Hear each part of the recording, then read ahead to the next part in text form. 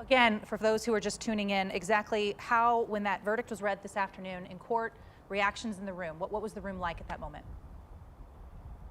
So the way the courtroom was set up, the families of the two officers were on the right side of the aisle, and Elijah McClain's mother and other supporters of hers were on the left side.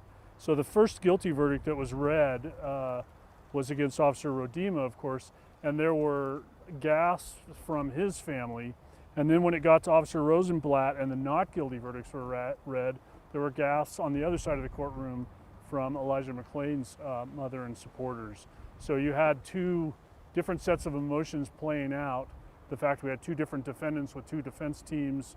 So it was that was sort of the scene in the courtroom as the judge read these verdicts. Kevin, it's such an important case to so many people. They've been following it for the better part of 4 years now. A lot of emotion, and now you have this end to this trial, and it's not over because we go right back into the courtroom again tomorrow with another trial, right? Yeah, at 8:30 tomorrow morning, a group of prospective jurors is going to be in this courthouse filling out questionnaires, and the attorneys are going to be back here tomorrow, different attorneys.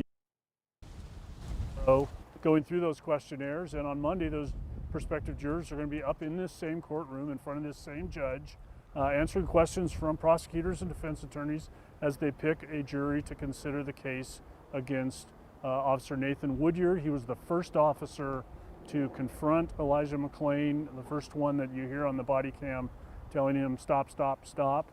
He is facing a single charge of reckless manslaughter, and his trial is expected to go about 3 weeks. We talked about it in a speculative sense as this trial was pending. Now that this verdict has been reached, how do you think this trial does affect Woodyard's trial getting underway tomorrow? It's expected that Woodyard's trial will be shorter, in part because there's only one defendant. There are half as many defense attorneys. That's one reason.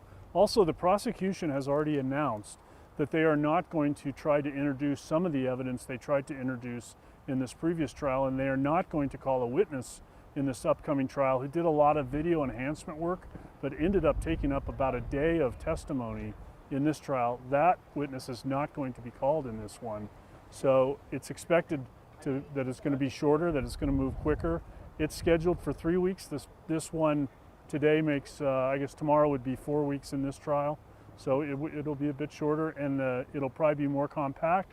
And because you are focusing now on one defendant, instead of seeing body cam of the actions of two people over and over again, the body cam footage is going to focus heavily on Officer Woodyard.